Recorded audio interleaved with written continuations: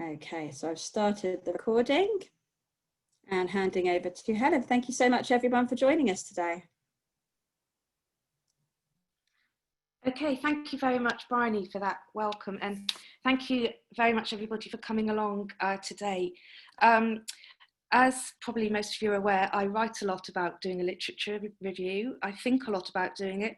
I supervise a fair bit, and I also do my own research. So it's a pleasure to come along and discuss with you this afternoon some of the aspects of supervising a literature review, specifically at undergraduate level.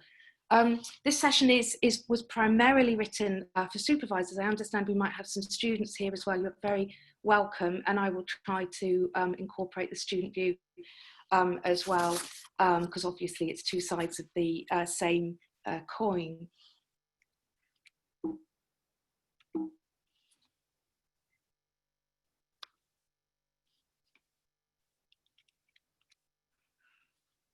So the first thing I'd like to talk about is how do we get that question right? When students are doing a literature review, the most important thing is getting that question right. And I've come to decide that this is a real combination of what do I want to find out? So that's the sort of idealistic side of the student project, where they come with really great and interesting ideas.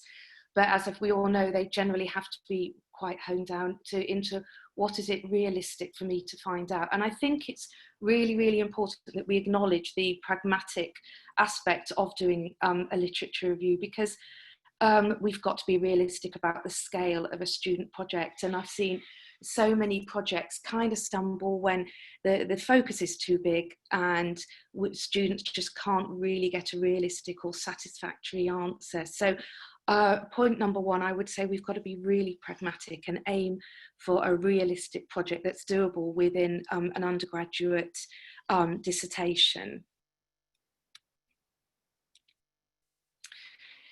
So what does a good literature review look like? So for me, I think the most important thing has got to be that a good literature review question will facilitate students learning about evidence. And I've put there as well as the topic. Of course, we want students to learn about the topic, but I think as equally important as that, it's about students learning about what evidence is. What is good evidence? How strong does evidence have to be for it to provide an answer to a question? What happens when the evidence isn't strong? Can they still answer their question? And I think when students have a good literature review question that enables them to review the evidence, they really, really learn about what the strength of evidence and what type of evidence will answer their question. So I think a good question will really help students learn about the nature of evidence, so that then when they're qualified, they can really engage and contribute to clinical arguments that are taking place, clinical discussions that are taking place on the ward, because they've got that in-depth understanding about what evidence is and how it contributes to our arguments and our decision making. I think a good literature review question will also enable the student to develop a deep understanding of research methods and how different research methods address different questions, which we'll talk about a little bit later on. And generally, I think a good literature review question will be very focused. And I know I'm particularly sort of keen on this. Other people tend to be more flexible, and it is a matter of perspective, but I tend to find that the more focused question that leads the students to a very discrete body of evidence makes the process much, much more straightforward for the student, and they're not they don't have to embrace such a large body of literature. So for me, the more focused question, the better, so that it leads a student to a focused body of evidence, so that they're not inundated with evidence, and they can then focus on the evidence that is there. So those are the three aspects that I think a good literature review will, a good literature review question will consider.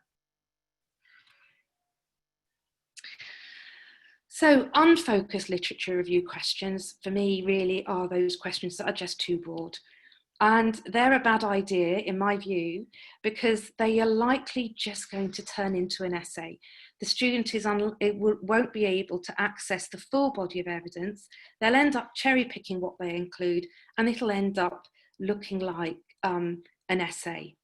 Now, what ideally we want students to identify is a discrete body of literature which they can then review in its entirety in their review. And when research questions are too broad, this just is not possible.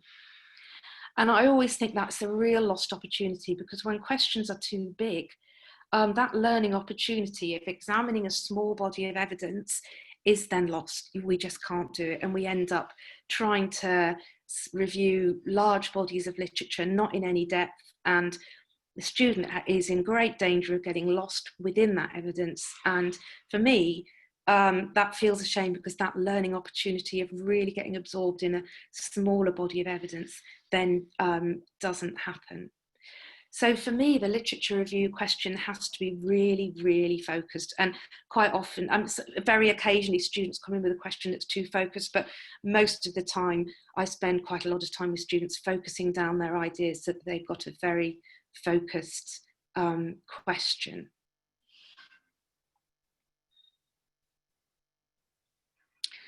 So what type of literature are students generally going to include in their literature review?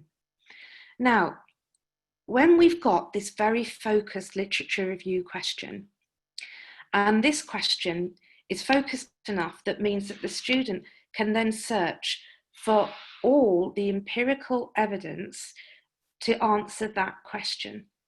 And there's two aspects of that I'm just going to talk about in a little bit more detail. And these are points that there isn't necessarily a right or wrong. It's what I've kind of come to the conclusion over the years that lead students to the most successful literature review, and a review that will really enhance their understanding.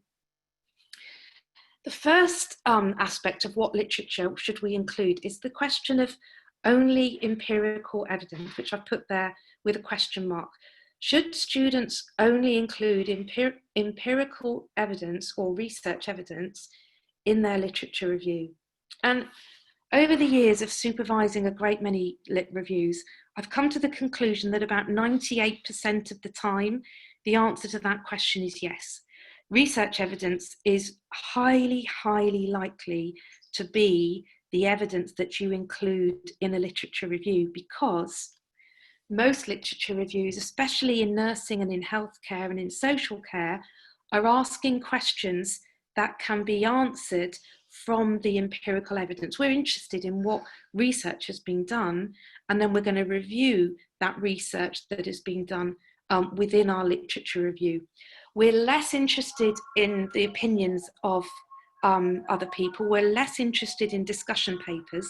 What we're generally interested in answering a literature review is finding the best available evidence, which in 98% of the time is going to be empirical evidence. Now, not always. There are always exceptions. And when I'm supervising students, I'm always hunting for examples of lit reviews where people are not searching for empirical evidence. And the best example I can give is maybe where somebody's got a question which is maybe of an ethical nature. So they're looking for ethical arguments rather than empirical evidence. So we're looking for arguments about the rights and wrongs of an issue, and they would review those arguments rather than the empirical evidence of what's happened and reviewing what we know empirically about a certain topic.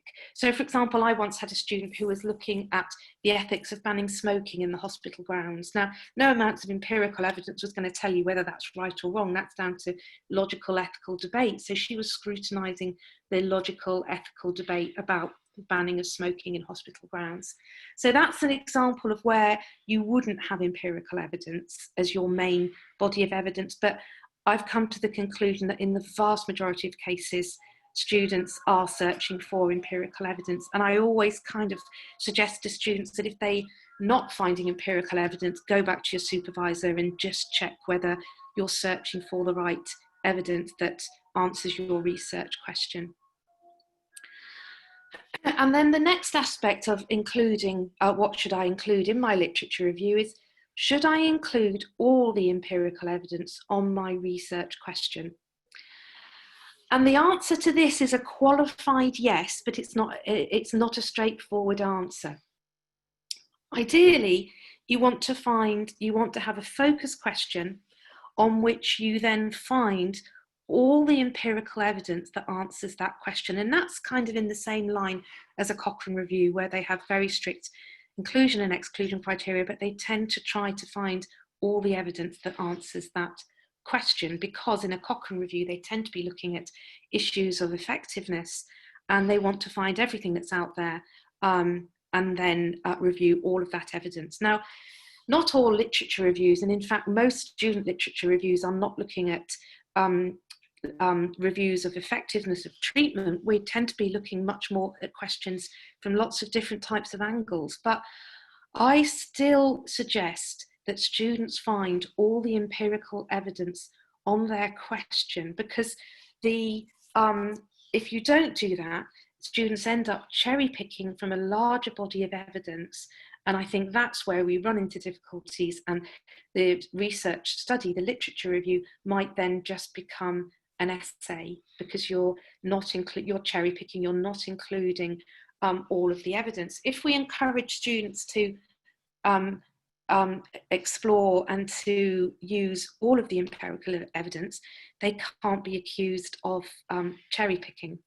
And I think as a sort of teaching strategy and a learning strategy, it's the simplest approach to encourage students to get everything and to review everything, and to intend to include everything, rather than teach them much more complex world of sampling literature to go into a review. Now, there is obviously, as most of you will be well aware, a academic viewpoint that says it's okay to sample literature, to have a sample of literature within your literature review, i.e. you don't need to review every single piece of literature that addresses your question. And while there is a very sound academic argument for that, my view tends to be that we leave that to the experts, who are aware of how they're sampling and the justification for the sample of literature they're using. And I think that that's hard at an undergraduate student level. So my strong suggestion is that we encourage our students to find everything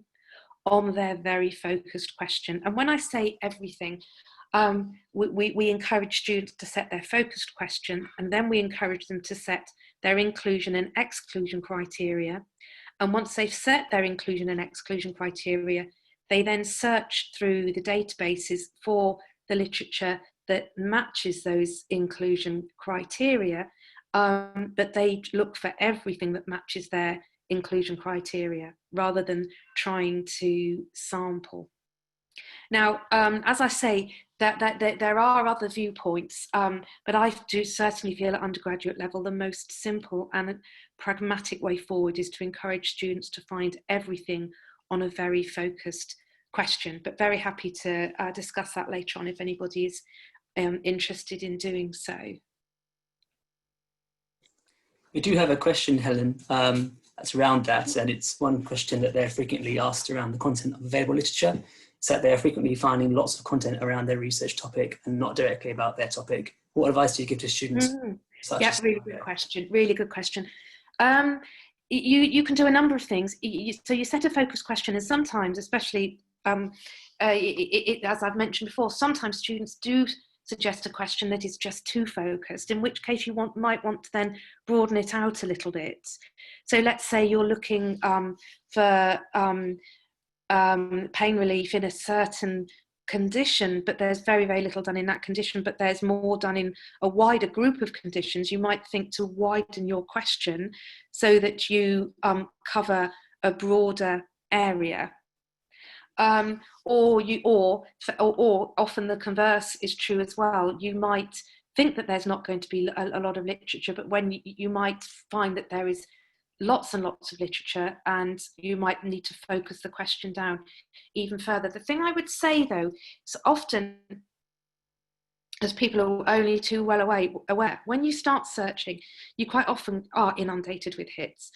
But then when you start looking, you find that actually there's that the hits that actually meet your inclusion criteria are probably going to be far fewer than the hundreds of hits that come up in a search. So it's always worth digging down quite a bit just to see if there really is too much evidence or not enough evidence. So really, literature searching and getting the question right go hand in hand, because you need to be searching the literature that then informs your question, that then and then you go back to the literature and you see, you sort of fine-tune your question.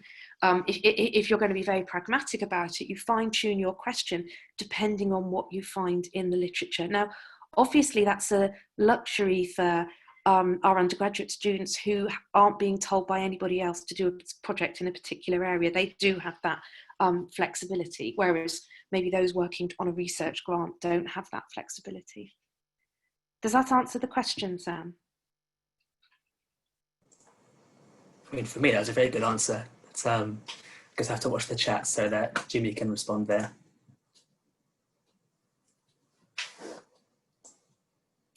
I think just carry on for now. Carry on, yeah. And I've just so only empirical evidence, yes, 95% of the time. If anyone's got an example of a lit review where they're not using empirical evidence, do let me know, because I'm always keen to. I mean, other examples would be, this very topical, how has the media portrayed nurses in the COVID-19 pandemic? Now there won't be. There is research on that, but we're not interested in research on that. We're interested in how the media has actually portrayed nurses as heroes and everything else. So that would be another example where we're not looking for research, because we're just looking for media reports. However, the problem with doing that as a lit review, I mean, strictly speaking, you could do that as your lit review, but you don't really have a lot to get your teeth into. Just newspaper articles about nurses being portrayed as heroes. You haven't really got a lot to say.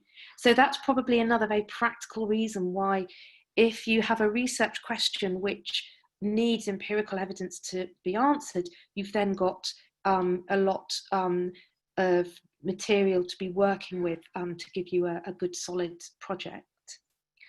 And as I said before, all the empirical evidence, ideally, yes, with a slight caveat, leave those wanting to do a sample of literature. Well, I suggest we leave that to the experts. Otherwise, you could be accused of cherry picking the papers that go in your review. So just sort of moving on from that, what type of empirical literature are we looking for in a literature review? And you've probably all come across this term, the hierarchy of evidence, which can be a bit confusing outside the context in which it was meant for. So the hierarchy of evidence means which evidence is best suited to answering, to finding, the hierarchy of evidence is written with review in terms of the Cochrane reviews, and which evidence is best to answer questions about the effectiveness of treatment. So the answer is randomized controlled trials tell us most clearly which evidence, which treatment is effective. So that's why your randomized controlled trials come very near the top of your hierarchy of evidence for Cochrane reviews, who are looking at effectiveness. And all of these examples here come from the COVID-19 situation, and one very, very small silver lining from COVID-19 is, I think, that it's got people more interested in science and more interested in research. So I've used some of these here, but let's say what evidence is best for answering your particular research question. And this is a question that students and their supervisors really have to think carefully about. And it helps you focus your search. It helps you know what you're looking for when you're searching. So have a really good think about what type of evidence do I need to answer my question. And if that sounds a bit confusing, these or a bit limited, maybe these examples will help. So, for example, if we want to know, and I certainly wouldn't suggest this as a lit review for any undergrad students, but because obviously there isn't the literature, but if we want to know, does the COVID vaccination work? The evidence we need for that obviously is randomized controlled trials. We're looking at the effectiveness of a treatment, and we want, with the only research that's going to help us answer that question are your randomized controlled trials where half have had the vaccine, half haven't, and then we've looked at how many people get the get COVID-19, and fingers crossed at the moment is that those who've had the vaccine just aren't getting it, and obviously everybody's waiting for the results of those trials that are currently in process. But so if we want to know, does something work, if your literature review question is about does something work, then that's when we want our randomized controlled trials. So is 2-hourly turning for pressure injury prevention, is that better than 4-hourly turning? And you'd be looking, if there were any, ethically there might not be any, randomized controlled trials that had compared 2-hourly turning to 4-hourly turning to see if the 2-hourly intervention was more effective at preventing pressure injury. And as I say, you won't always find randomized controlled trials, because in many instances it would not be ethical to do that, but that is the principle. If we want to know, does something work, we look for a randomized controlled trial. So, but if your question is who is getting COVID-19 and how badly, randomized controlled trials aren't going to tell us that, but this would be more your observational studies like cohort and case control trials, where you follow up patients and you see who's getting it, what the risk factors are, how badly are they getting it. So if your literature review is who is getting COVID-19, you're looking for these observational studies. You don't want RCTs. You can scrub RCTs off your inclusion criteria. You know that what you want to find are more these observational studies. But if your lit review is what is it like to have long COVID, we know this is this horrible, debilitating illness that a small minority of people get after COVID-19. If your lit review question is a what is it like question, then we know that randomized controlled trials don't tell us what it's like, and neither will observational studies, but we'll want these really in-depth qualitative studies that have gone to patients and asked for their experiences. What is it like to be suffering with these symptoms for such a long time after having had COVID? So you would be looking for qualitative studies. So you can see how when you've got your research question, you then have to think carefully, what research study helps me answer my question? And that's a really important discussion to have with your supervisor. We don't expect students to get there on their own, because sometimes it takes a bit of discussion, but it's a conversation really worth having with your supervisor. And finally, so for another example, let's say your literature review question is, has hand hygiene compliance increased since COVID-19? Now again, RCTs aren't going to tell you that. They might tell you if hand washing is better than hand rubbing, but they won't tell you anything about compliance. Qualitative studies won't tell you about compliance, because probably most healthcare professionals will tell you they've washed their hands. What will really tell you how compliance is will be observational studies, somebody sitting on the ward and watching hand hygiene compliance, or sitting in public areas and watching to see how the general public are washing their hands in the light of all the health promotion that's been going on. But the point here is, if you want to know about hand washing compliance, you need to look for research that looks at compliance. So that's going to be observational studies.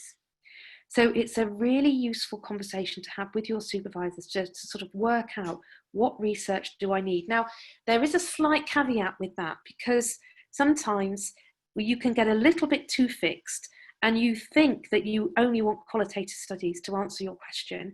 And then when you go to the literature, you actually find some really good, useful surveys or other quantitative studies, and you have to take a step back and go, oh, okay, I thought I wanted qualitative, but actually there are some useful surveys on what it's like to have long COVID, for example. So I think the tip here is don't be too fixed on the studies that you need, but certainly have them as a guide, because it just helps to train your thinking. And for example, if you've got an effectiveness question and you think you want randomized controlled trials, let's say it's about the pressure injury, and you think, well, ideally, I want studies that have compared pressure injury care in different types. But then you go to the literature and you don't find any. You might then look for, and you might find studies that are less good, but actually do give you some evidence about your research question, and you might have to resort to using evidence that's not quite what you wanted, but is the nearest thing. Interesting question from the audience. And would the review of government documents be considered as literature reviews, such as COVID-19 national response plans? Oh, interesting.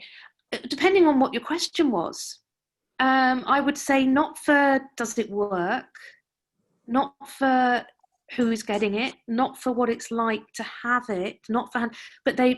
So in that situation, those documents I would imagine would come in the introduction, or you might refer to them back in the discussion. Thank you.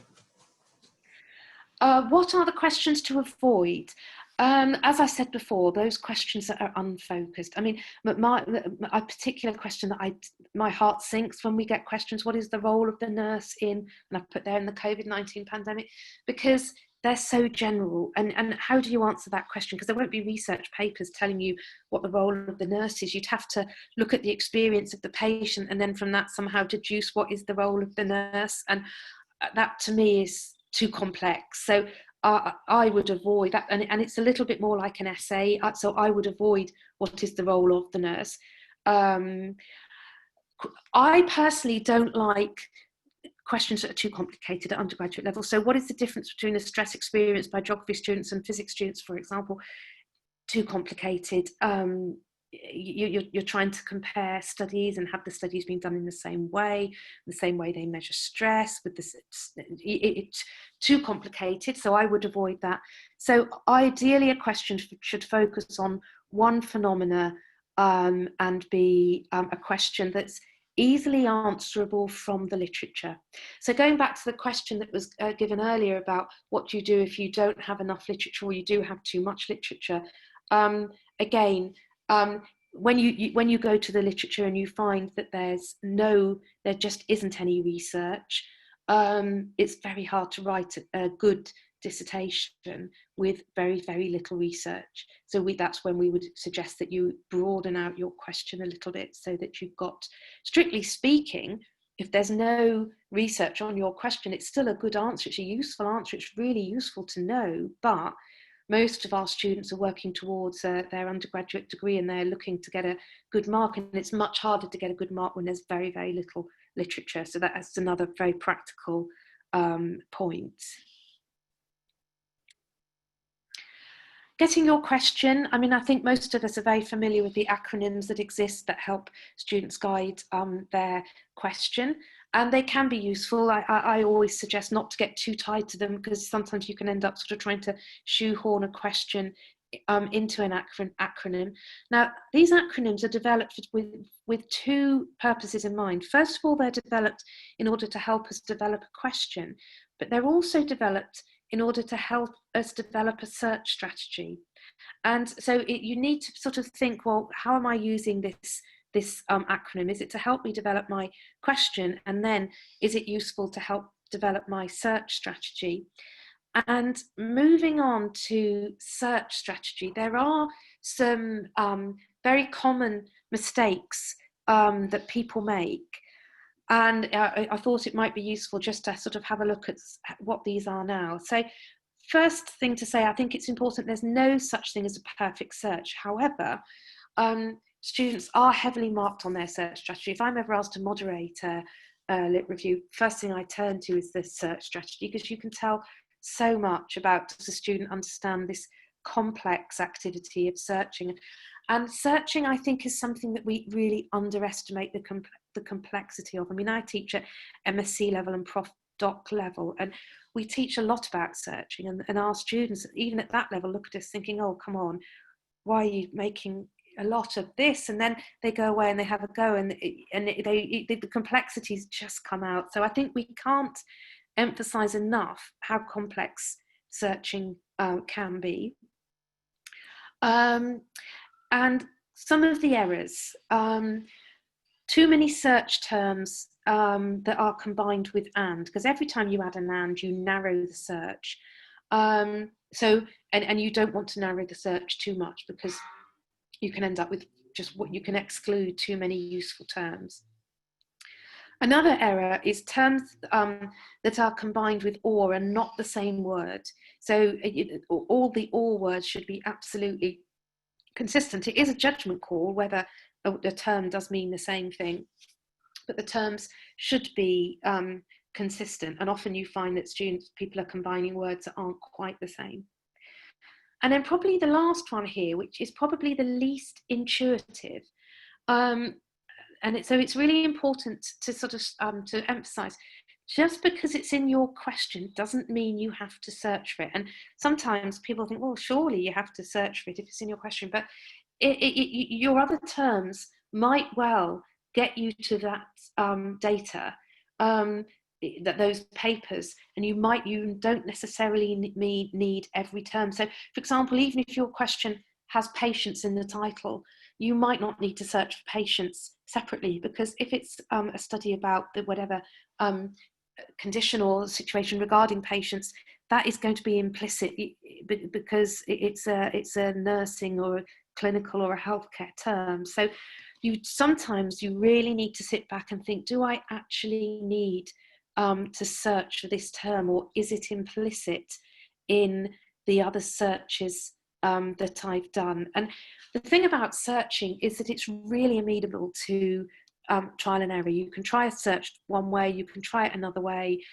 No harm has been done by a bit of trial and error, as long as you really record in detail what searches you've done, because otherwise you will forget and you'll come back and you think, well, did I include that search term or that limitation in that? So be really, really meticulous with your recording of the search terms, so that for a few reasons, because markers might well spot check. Very occasionally we spot check and we see if we get a similar search to what the student has put.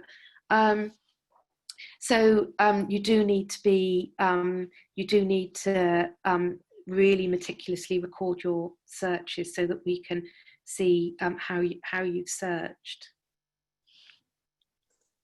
I have a question from the audience. I think it's from something you mentioned a few minutes ago, but it ties in with your talking about question types. Would a question such as, can diabetes type 2 be cured with a plant-based diet be not a good idea at graduate level? Oh, good question. It just depends how much literature there is on. I imagine there's loads of literature on plant-based diets and diet, but there might not be. So if there isn't a lot of literature, but you're back to that same thing. If there are good research studies, yes, you can do it. Bearing in mind, though, that it depends what profession you're in. But let's say nursing. It's much easier if you're a nursing student to review nursing literature, because you're used to it. You're used to reading the nursing research. So I always sort of suggest keep within your discipline. So that becomes a medical question, doesn't it? If we're trying to look at reversing type 2 diabetes, arguably it's very difficult to say what is a nursing question, because it's all the disciplines interlink.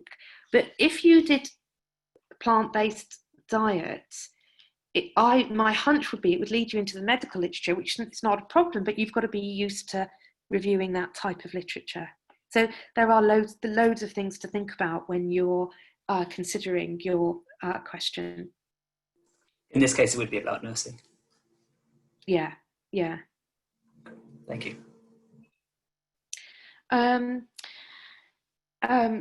Extending your search. Again, definitely do author searching, definitely search in different journals. I think that's probably fairly standard practice regarding searching.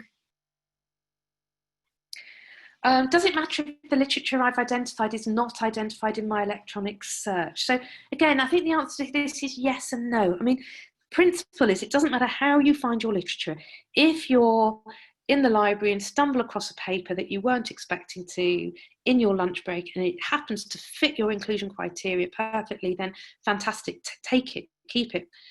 However, if you hadn't come across that paper through your search, that should ring slight warning bells to think, oh, hang on, well, what else is out there that my search hasn't identified? So if you do find literature not identified in your search, just let that be a trigger to just double check your search strategy to see, well, why didn't that show up in my search? But so the answer is yes, you can keep it, but for sure, but do consider why your search strategy didn't identify it.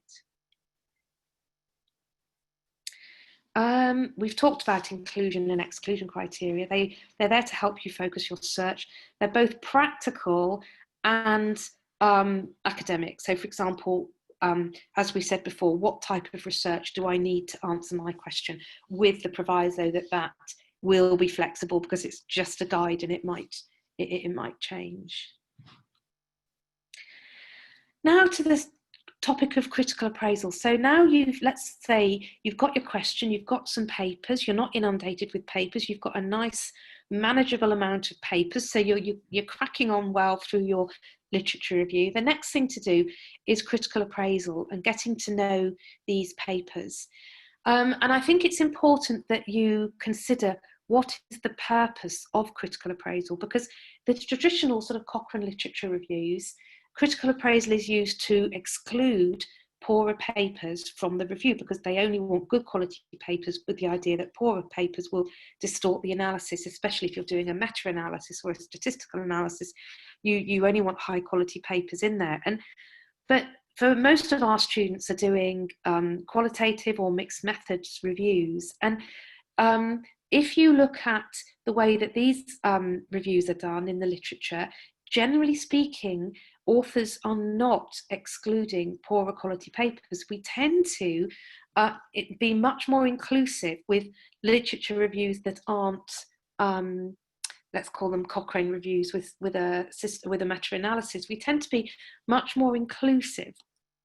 In other words, we don't encourage students to exclude poorer quality papers from the review. Now they might do, and there would be a robust argument for saying that we could make quality criteria, but generally at the moment the trend is not to. If you look at any qualitative or mixed method systematic review in the literature, I mean, when I look every now and again, and I would say it's about 5 to 1. 1 out of 5 will exclude the poorer papers. There's definitely a trend to being much more inclusive. The idea being that with a more narrative, thematic analysis, the poorer papers won't distort the findings. They won't necessarily add to the findings, but they won't distort the findings like they might in a meta-analysis. So generally speaking, we include everything, or we can encourage students to include everything, unless you specifically decide not to do that. So if we include everything, we then have to consider what's the point of critical appraisal, because if it's not used to reject papers, how are we using it? And my answer to that is the purpose is to really get to know the paper so that you know it inside out, but then within the analysis, you give more weight to your stronger papers and you give less weight to your weaker papers. So that's how I would use the critical appraisal. And it's quite interesting because quite often, maybe it's a pressure of time, students are getting towards the end towards their submission, and quite often this is an area that is not done that well within a literature review. It's quite common for students to do really detailed critical appraisal, sometimes way too much, telling us when ethics was obtained and sort of details that we don't need, and then not to actually use that appraisal within the analysis.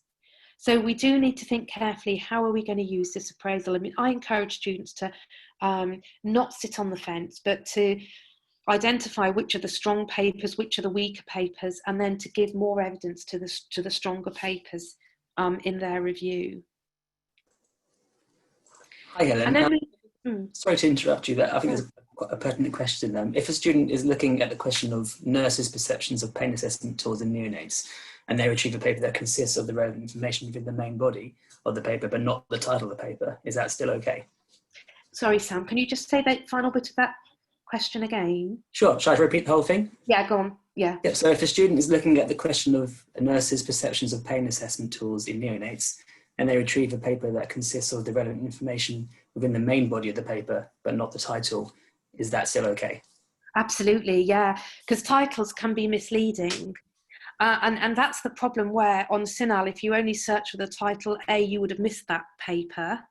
So no, it's the inclusion criteria would relate to the whole body of the paper rather than just the title. So if the study itself is relevant to your inclusion criteria, then absolutely you would include that paper. Fantastic, thank you. And then on to the thematic analysis. So the original Cochrane reviews generally do a systematic review with a meta-analysis, a statistical analysis. It's a reductive approach. I don't think I've ever supervised an undergrad dissertation where we've done a meta-analysis, although some of you quite probably have, but in the main, we encourage them to do a thematic analysis or a narrative analysis, so a more discursive analysis, which the idea is to shed light, to shed insight from from all of the papers rather than reduce the data into a single statistic. So the idea is that in a thematic analysis, you're looking for insight across all of the papers. You're looking for new insight, for new ways of looking at the topic that you wouldn't have got from one paper alone. You're looking for these common themes that come out across all of the papers. And I think the main point here is for students, definitely have a discussion with your supervisor about this. Two heads are always better than one in looking for those insights, those ideas that are coming out. It's a question of coding the results of the relevant papers and then identifying those themes. And the themes should absolutely reflect your literature review question. So if the data doesn't speak to your lit review question, then ignore that bit of data. Only code the data that seems relevant to your literature review question. And I'm sorry that time really doesn't permit more detail, because it's quite a complex process, this thematic analysis. It's the most interesting part of the project. You know, when you get there, that's when for your supervisor, for the supervisor, it becomes interesting, because you know we all learn from that process. Because the student is identifying things from that body of literature that are new. They are genuinely finding out new insights from that body of literature. So that it is that creative part of the literature review process. And then finally, I'm aware of the time. Finally, you'll do your thematic analysis, you'll do your discussion, and in writing up, ensure that the project has a thread running throughout. And if there was one sort of common error that students make, is this lack of theme running through it, this lack of a thread. The research question should inform every single chapter, and there should be a thread. So the background introduces the research question. The method tells you how you're going to answer the research question. The themes tell you the answer to the research question, and the discussion it explores the implications of the findings to the research question. So that thread should run right the way through. I mean, I encourage students to put their research question as a header and footer on a document, and it just means that it's much easier to sort of try and keep that thread going throughout the project.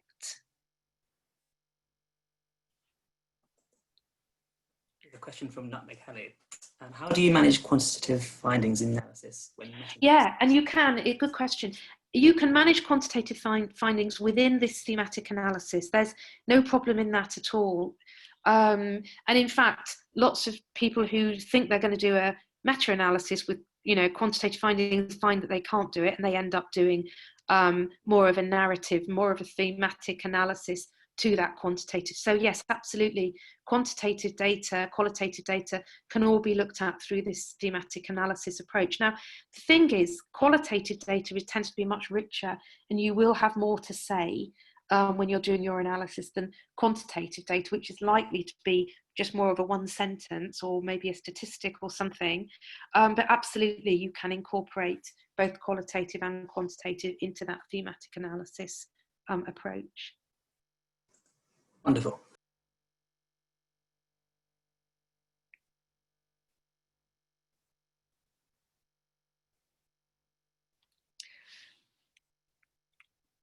Yeah. Any other questions? I'm aware we've got a few minutes. Yes, we have a lot of more questions, so I'll try and get through as many as we can in the last few minutes.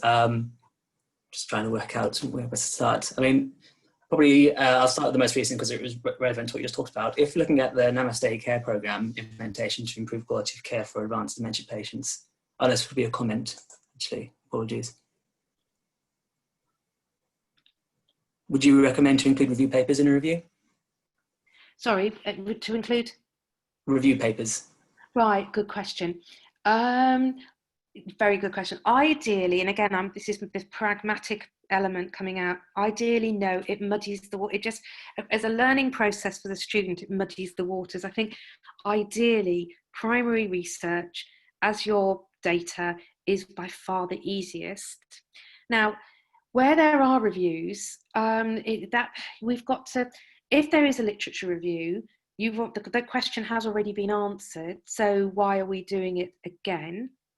However, so I would, there are lots of ways of managing lit reviews. You can do a review of reviews. Cochrane has a method of doing reviews of reviews, but again, I think that's complex for an undergraduate. What I tend to do, if you find a review, is ignore the review, but search for it, do your search, find your single study papers, ignore the review, but then refer back to the review at the very end of the study. That's one approach. But principle, I think, is don't mix up lit reviews with single study papers in a review, because it's the way to get confused. That it would be my very practical, because you don't know if there's a lit review, which papers has it included, and it might have included the paper that you've also found, so then you're double counting it, and it's just the road to getting in a muddle in my view. So if you find a lit review, there are other things you can do. If it was published in 2010, you think, well, great, I'll start my search from 2010, or from whenever it was published, but basically it's to exclude it from your review. Thank you. There's a question from earlier on in the presentation from Belinda. Our physiotherapy students are expected to do a systematic review, but they often confuse this with a literature review. Are you able to direct them to a clear resource which would demonstrate the difference between them? Good question, and I'm afraid the answer is no. There is no. Partly it's semantics. So Cochrane, people of a systematic review, people normally think of Cochrane, and they do their very big systematic reviews, a whole team of people. They take years to do. Everybody has training and they work as a team. Now, no student really does a Cochrane style systematic review. I actually think that all students can do a systematic review with a small s, i.e. they do it systematically as we've described in this in this seminar.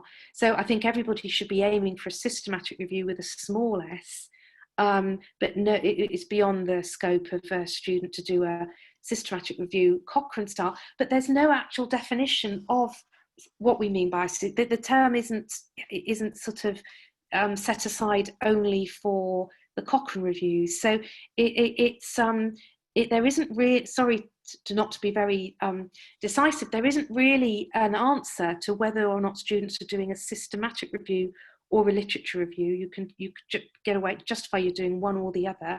I tend to say that students should be aiming for a systematic review with a small s, but some people don't like that and they say, oh, no, you're not doing a systematic review because you're not. So it's the road to nowhere, really. That I think it's more important to understand that we're doing the literature review as systematically and as we can within the time frame and limits of undergraduate that study permits. Thank you. Another question from earlier in the presentation is, would you recommend students use Google Scholar alongside standard databases to capture some of the most elusive studies that don't use traditional keywords? Yeah, absolutely, absolutely. I mean, I think you can use any type of sort of, I'm going to call them ad hoc methods of searching, as long as your fundamental search is sound. So if you only use Google Scholar, you would get criticised that it wasn't, you know, accessing all the databases and so on. However, as an add-on, yes, absolutely, that's it, you know, it can be useful. And again, if it turns up lots of papers that you haven't otherwise found, that should trigger you to think, oh, what is there something wrong with my main search? And as a mental health nurse student, would you advise researching social media as negative and positive on someone's mental health? Oh, good question. Depending on your question. I mean, if your question is about how does social media, I had a student once, I was supervising a student in mental health, and she wanted to look at how nurses with a mental health diagnosis manage how they are supported in their clinical practice. And there wasn't any research on that, but what there was in the journals was, or maybe again it would have been on social media, were personal accounts of how people living with a mental illness, their experiences in practice. But it depends on your question. So I think the main thing is get your question, get your inclusion criteria, identify what you need to answer your question. And if it's something on social media, or, you know, as we were saying before, how does the media portray nurses? Social media would also could be part of that. How are people on Twitter portraying nurses? That could be part of it, but it does depend on your question. Great. As a research supervisor, how do you help students discriminate between good research and credible research? Oh, good question. Sorry, good research and credible research. Credible. I think we get them to, when they do the critical appraisal, students tend to be quite good at this, I think, to be honest. I think they're used to appraising research throughout their courses and their other modules. And I think they do become quite discerning by their third year. But we discuss the critical appraisal and encourage them to make a decision, I think, on the quality of the research, rather than to sit on the fence and sort of, you know, not to commit, is it a good paper or not? But with discussion with the supervisor, I think it's obviously it's a very useful decision to make. How useful is this? How good is this paper? And you do that by looking at all the questions in an appraisal tool, and then making an overall judgment about the strength of the paper. I think we're better at that than we think we are. You know, it just needs the confidence to say, actually, yeah, this was a good paper. It had it asked lots of in-depth questions. They seemed to be very thoroughly analysed. There was a lot of depth. And I think maybe we need to, you know, sometimes we sit on the fence where we don't have to. And I think we might have time for one more, and it links quite well into that. Do you think undergraduate students should refer to an appraisal score or use a critiquing tool? Definitely, I would definitely use an appraisal tool. I personally don't mind which people use. Some people have strong opinions that one is better than another, and I'm not really in that sort of camp. I sort of think an appraisal tool is useful, but it's only useful, it's you that does the appraising, not the tool. It's just a trigger. And you'll probably be aware there are quite a few papers in the literature that compare experts appraising a paper with and without a tool and so on. And so you might say the jury's out, but I think for students, definitely use a tool. And if it tops up a score and then you find that helpful, that's great. If it just gives you a load of questions and then you have to do a sort of mental adding up of what you think the scores are, but anything that just helps you get off the fence and think, yeah, that was a good paper, or actually that's a slightly weaker paper, is good. And I think critical appraisal tools do help us to do that. No, I don't think there are any appraisal tools that have been so rigorously tested that we can say one is better than another. There are some papers that have compared what appraisal tools are available and how they've been developed and so on, and mostly they come up with the answer that you know, that all the appraisal, just use the one that works for you, basically. Lovely. Thanks, Helen, so much for that answer. I'm afraid that the time has ticked away ever so quickly, and it is now time to close our webinar, because I'm sure people will need to head off to other meetings. I'd like to say a really big thank you to Helen. Thank you for sharing your expertise there. I know there were lots of questions that we didn't get to, so I'm going to see, Helen, if you might possibly be willing to answer those for us outside of this discussion, and then we can possibly still share some of the answers for people. I'd also like to say thank you so much to Sam for monitoring the Q&A for us, and to Beth for managing the chat there for us. And thank you very much to everybody who's taken the time to join us this afternoon. I hope you found the session useful. As I mentioned at the beginning, it has been recorded. We are going to share the recording with everybody who's registered, and do feel free to share this with anyone else who you feel might be useful, whether that's colleagues or students. Thanks once again for joining us. I'm going to stop the recording.